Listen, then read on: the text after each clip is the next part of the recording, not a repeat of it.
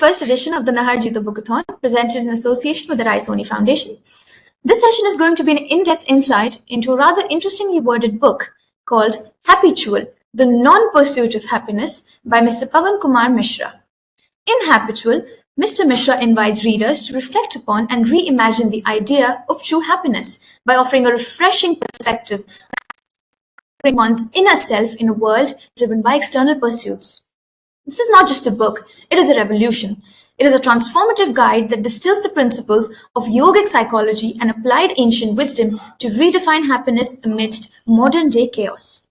Readers are inspired to ready themselves to embrace a life where fulfillment is not about what you gain, success, wealth, relationships, or fame, but what you discover and uncover within yourself, the realm of inner bliss.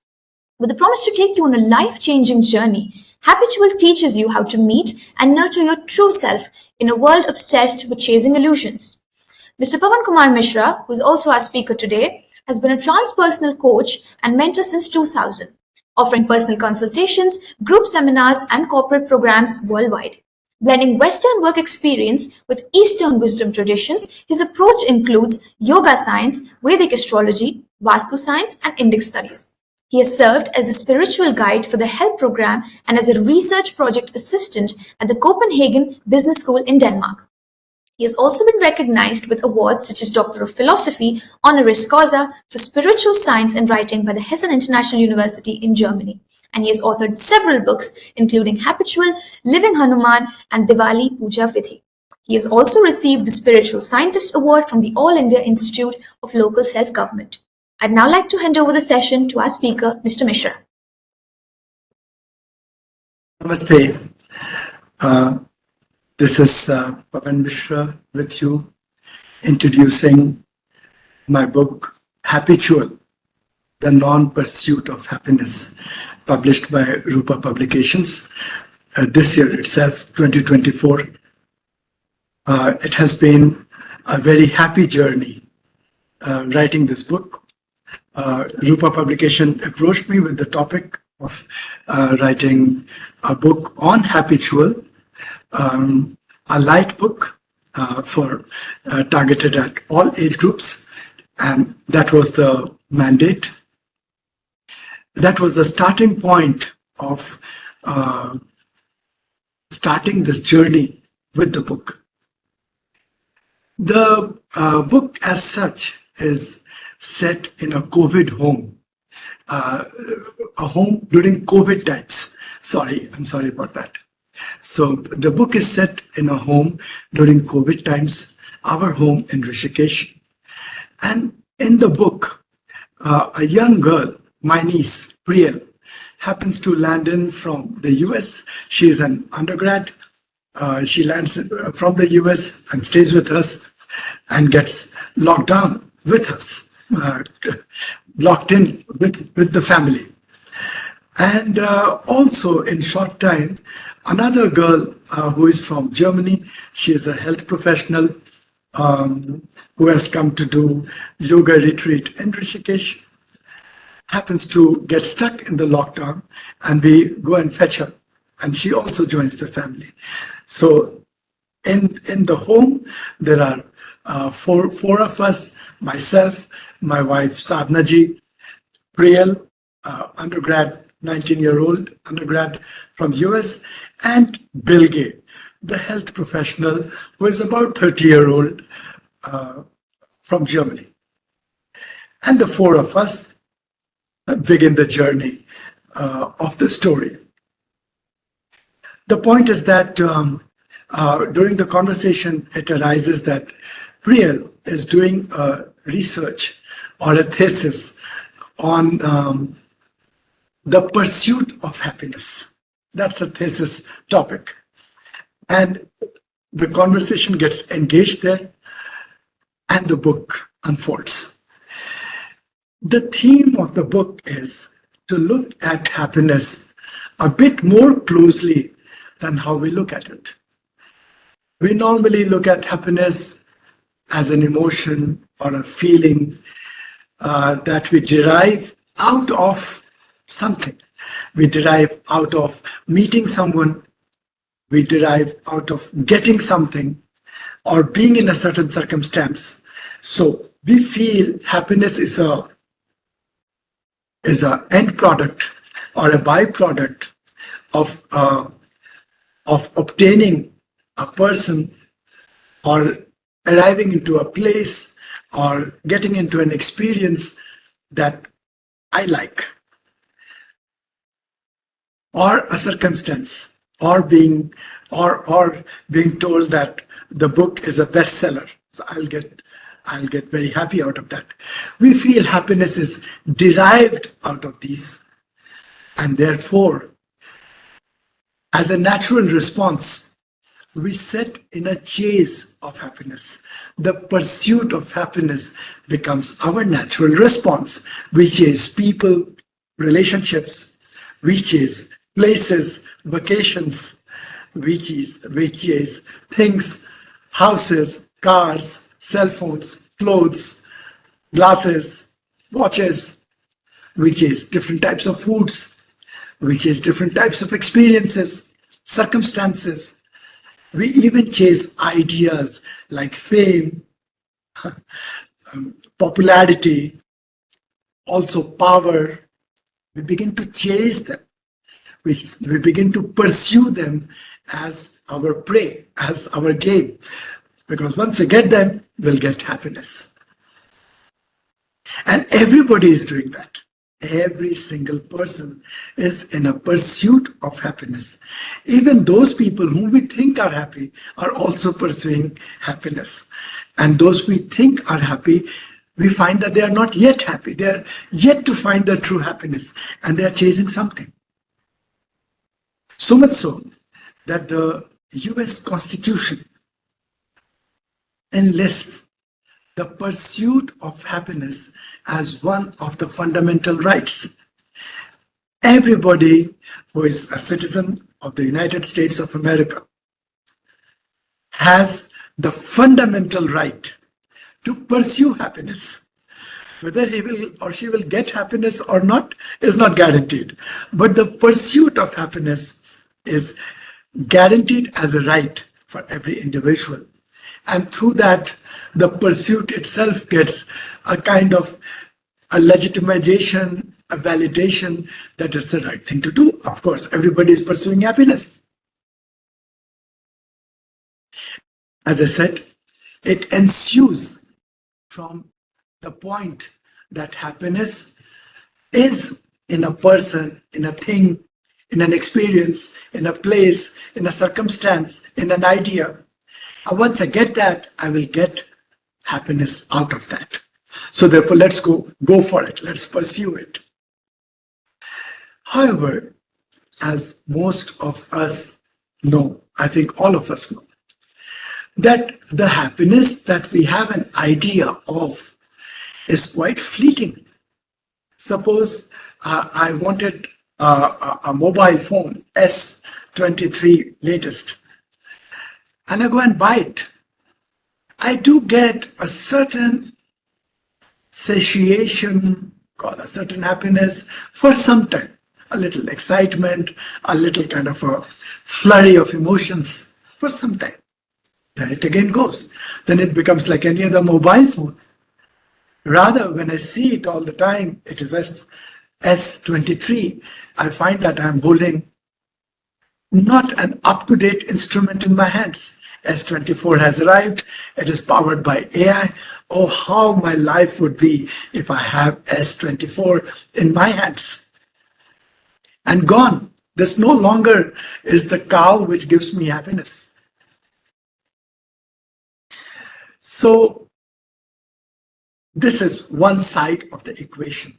The pursuit of things, places, circumstances to get happiness. But we all realize that it is not to be found that way. So at the time of writing the book, what I usually tend to do, I did, was to try to understand what happiness is. What is happiness? And for that, I went to the Sanskrit equivalent word for happiness, because the words in Sanskrit are much more deeply imbued with connotations. There are many, many synonyms to the same word, and it becomes easier to turn the word around and see it much more profoundly than you can see a word in English, especially because English is not my first language. So the equivalent word for happiness is sukha. S-U-K-H-A. Sukha. Sukha. In Sanskrit, as well as in Hindi, as well as in many Indic languages, sukha is the word for happiness. So what is sukha? We go into cracking that molecule of, this is made up of two letters, su and ka, two sounds, two letters, two phonemes. What does it mean? So su is easy to understand. Su means anything which is good. Su. Anything. So su means good, benefit, pleasant, beneficial, joyful, all positive attributes that go in this category of benefit, benevolent, beautiful, positive. This is su. What is ka? Ka, the sound ka, means space. Yajurveda, one of the three Vedas, the sacred texts of the ancient tradition, Yajurveda ends with the last verse saying, Ka, Om Kham Brahma. Oh, men, understand, Ka is Brahman, is the supreme being, is supreme consciousness. So what is Ka? Ka means space. Space. So what does Sukha means? Sukha simply means beautiful, benefit, peaceful, pleasant, easy, relaxed space. Sukha. Where is that space? Here it points towards inner space, because with Ka, a sense of consciousness is connoted in the word Sukha. And that is on the inner side of the arrow than the outer side of the arrow. The outer space, if the outer space is considered to be made up of people, material, places, things, if this constitutes the outer space, the inner space will constitute of emotions, attitudes, attributes, qualities, perspectives, perceptions, views, all of that, understanding, all of that. So Sukha means an inner space. The moment I hit upon the word Sukha as a direct meaning of happiness, I saw an exact difference between these two ideas of happiness. Happiness, when it is denoted by the word happiness, connotes a certain chase for things, people, circumstances. On the other hand, Sukha, which also means happiness, but Sukha connotes an inner space which is peaceful, pleasant, fragrant, full of understanding, affectionate, warm, without conflicts, without delusions, sorted, content. These are the words that come with that. In one case, there's a pursuit. In the other case, there's a certain sense of staying, a certain sense of arriving into a space which is complete and full in itself. On one side, there is pursuit, the other side, there is presence. Being present in a space which is pleasant. Being present in a pleasant and fragrant space. That is sukha, which is then exact opposite of pursuit, the non-pursuit of happiness. And therefore, the title, HAPPYTUAL, which would mean being habitually happy, being by nature happy, and not happy via a pursuit and capture of a thing or a person, and then being able to suck out or extract some molecules of happiness for a fleeting moment. No. Being habitually, being by nature, naturally happy, habitual, the non-pursuit of happiness. So that's an introduction to how the journey of the book began. And the book then goes forward from conversations with Priyal, introducing to her the idea of sukha, the idea of an inner space. It's difficult to conceptualize that there could be a space within, but it is within the experience of each one of us that there is a space within in which we live, from where we live, from where we speak, from where we interact or even pursue and chase. That space. And the book then travels deep into the understanding of consciousness, but in a very, very simple, in a very simple way that anyone can understand. The book contains wisdom from ancient traditions, but distilled in a way that it can be understood and applied in daily life. It is so simple that Dr. Vivek Dev Roy, who has written the foreword of the book, went on to say that it contains all the Vedas, all the Upanishad, all the wisdom, but totally dumbified. It is for the dummies. Anyone can get it in a very good way, that you do not need high scholarship to understand the subtle wisdom of life that our ancients have handed over to us, and which we have lost in the current cacophony of the world. The noisy world, the noisy life full of digital invasion, data, images, audiovisual, written data, calls, hundreds of things, and all of that, and all the advertorials.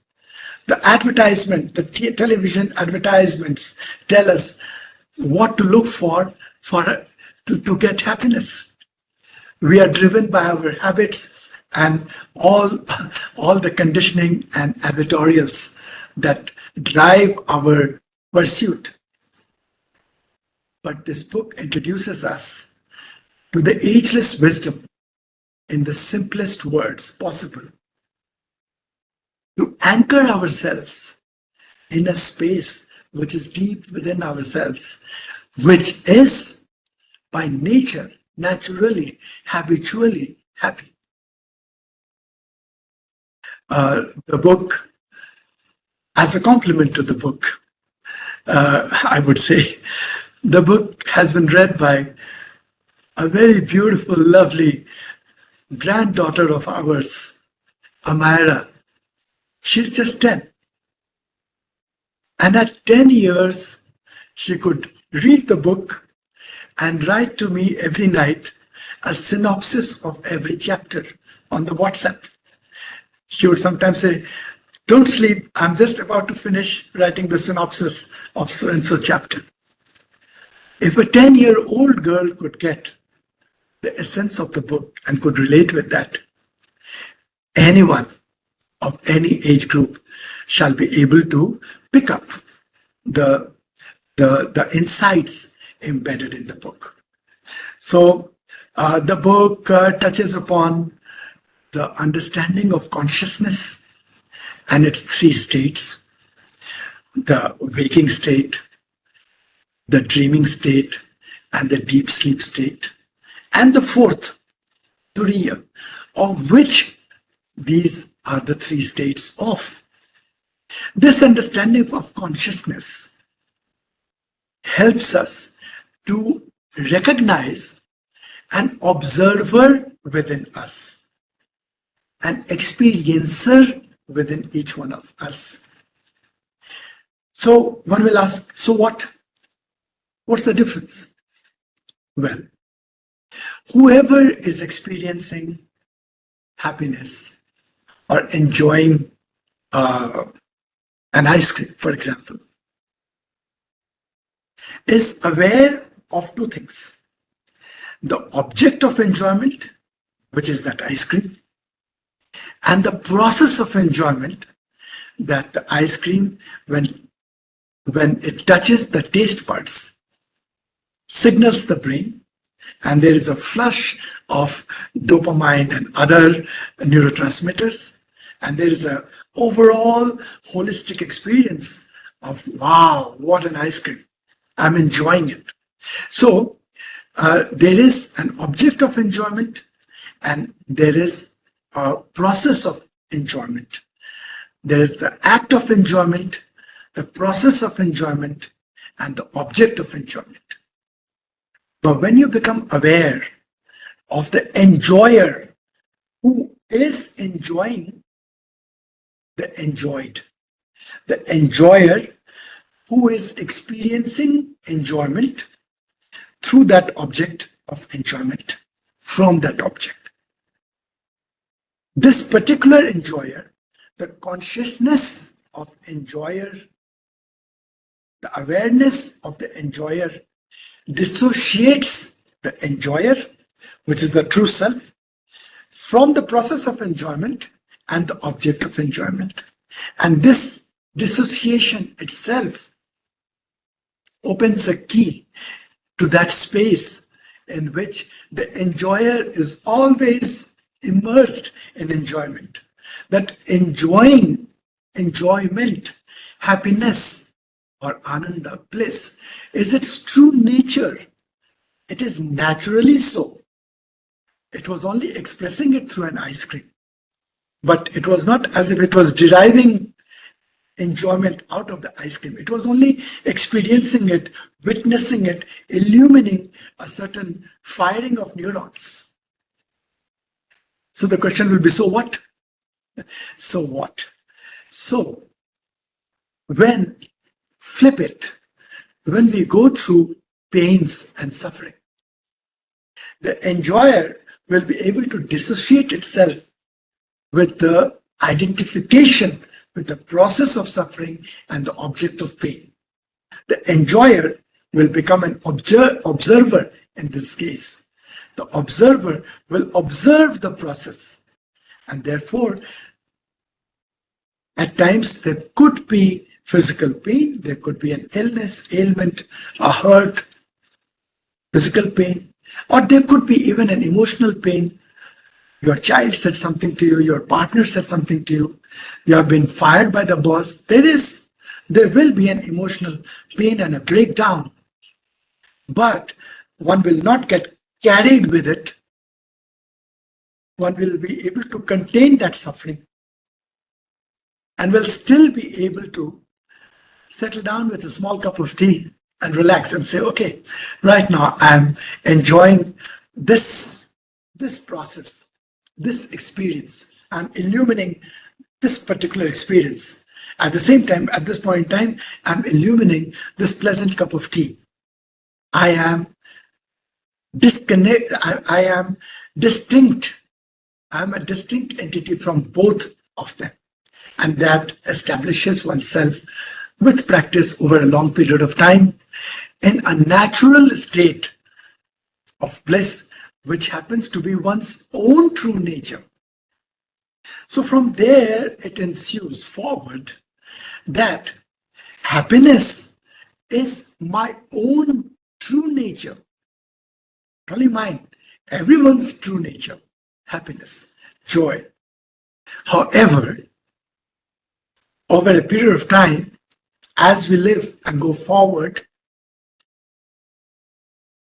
conditionings, education, aspiration, greed, jealousy, racing, competition, advertisements, digital media, people, comparisons, people telling you must, you have to, you ought to.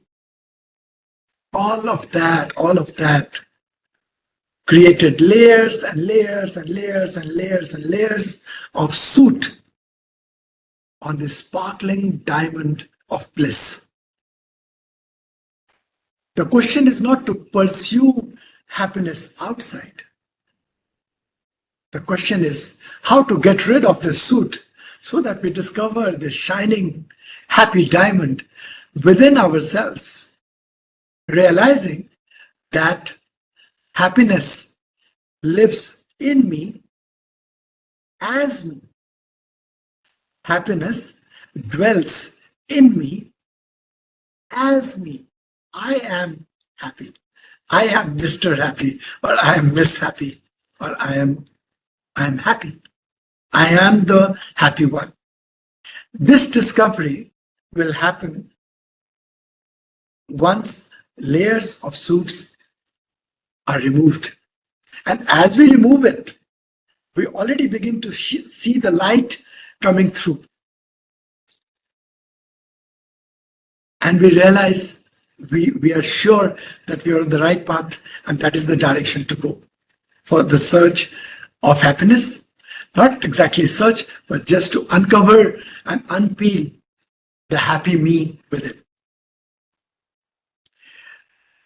The process of removal of the soot has to be understood. It is not a random process. It looks so simple. Just take a bucket of water, wash it. It won't go because the soot has been gathered for years and years of our life. Being sad, being unhappy, being discontent has become our taken nature, our second nature, adopted nature, and we think that to be the real. And we think that pursuing happiness outside is the true pursuit. In fact, that is the legitimate pursuit. That is the purpose of life. That is what I must do. If I'm not competitive and I'm not running after stuff that is there outside, a vacation or an aircraft or a big car, then probably I'm not, there's something wrong with my head. That's what we have been trained to think. To untrain ourselves and to get into the process of inner cleaning of these layers and layers and layers of soot is a methodical process. The book points towards that process. It has taken the support of the paradigm given by the Sri Chakra. It is known as sacred geometry. It is known as one of the most complex geometrical structures. A couple of PhDs have been done on the mathematics of this structure. It's known as the Sri Chakra, sometimes known as Sri Yantra, and it is basically a complex structure of 5 and 4, so 9 interlacing triangles, creating 43 triangles amidst them, surrounded by 2 layers of petals, which are 24 in number, surrounded by a circle, surrounded by a square. So there's a square, circle, petals, and triangles, and at the center is the dot. And that dot is the bliss self we have to reach. And these layers of petals and circles and squares represent various aspects and layers that we need to work to arrive there. So in one way, you can say that the book has gamified the process of arriving into the space within, which is the happy space. And there are definitive milestones built in there. So as you go forward, you begin to realize, yes, I'm on the right track. I must keep going on it. Apart from that, the book shares some stories, some experiences, some visits, for example, to a very, very ancient, beautiful cave, which is by the Ganges up in Rishikesh. It is known as Vashishta Gufa, the cave of sage Vashishta, who was the guru of Rama, Sri Ram. And when Sri Ram, young Sri Ram, he was only 16 at that time in the story, is said that when he felt, as a young adolescent kid, he felt depressed. He was reflecting on questions of life. What is this life about? Why is there so much sadness? What must I do? What is the purpose of life? Etc. He was feeling heavy and low. Then he was sent to Guru Vashishta. And in this cave, the Guru shared with him, narrated to him the whole wisdom in form of many, many stories contained in about 30,000 verses. To give you an idea, Bhagavad Gita is only 700 verses. This one is 30,000 verses, and it is known as Yoga Vashishta, the yoga or the science of yoga given by sage Vashishta. Very beautiful read. So that's the cave, and in this, these two girls end up meeting a monk and ask him questions directly about life. And what does the monk have to say to that? So that aspect is shown there, and also these girls, also myself and Sadhnaji, we all learned some yoga and pranayam. And interestingly, at the end, the yoga class and the meditation class is being taken by a young boy, just about 14-year-old young Madhavan. He is teaching yoga and meditation to all of us. And at a point, at its peak, our hearts are touched, and we do burst into a song of happiness. And that song is a nursery rhyme. The time to be happy is now. The place to be happy is here. And the way to be happy is to make someone happy and make a heaven right here. That's the way to arrive into happiness. The time to be happy is now, not after I get my S24 AI-powered phone. The place to be happy is here, not in an exotic vacation in Bali. And what's the way to be happy? The way to be happy is to make someone happy. By making someone happy, we create a heaven right here, a heaven of happiness right here. That's the overall schema of the book. And I hope readers will love it, receive it with the same affection with which it was written. And I hope that your hearts are touched by that and you discover the space called Sukha deep within yourself and discover and experience blossoms of happiness floating in the placid lake of Sukha within yourself. Thank you very much. Namaste.